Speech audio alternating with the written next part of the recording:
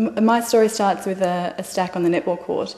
Playing netball one night and tripped and fell and really badly hurt my hand.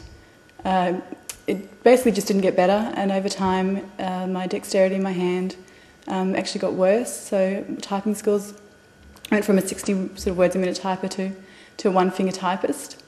It got to the point where I couldn't find the sleeve in my jacket.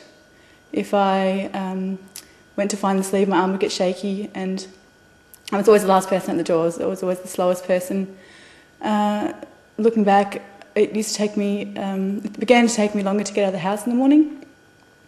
I was still doing the same things, still putting on makeup, doing the hair, actually ended up cutting out breakfast, and it still was getting out the door at least an hour later than I used to. I actually went out for dinner with Mum and Dad just before I was diagnosed, and I had a meal of prawns, and using a knife and fork to open these prawns, and I probably would have been halfway through my meal. My parents had finished for about 15 minutes. It was so frustrating trying to use that knife and fork that I was almost in tears. Just eating a meal in a restaurant, it was frustrating and embarrassing and humiliating, and it's just like when your body starts to fail or it doesn't work the way that you want it to, and you're used to being independent, it's kind of shakes the core of you. And I guess I was positive the whole way through.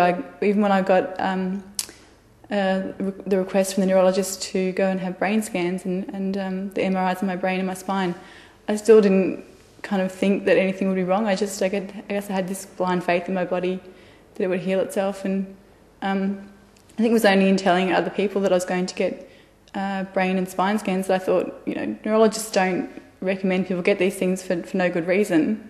And then I guess I started to worry.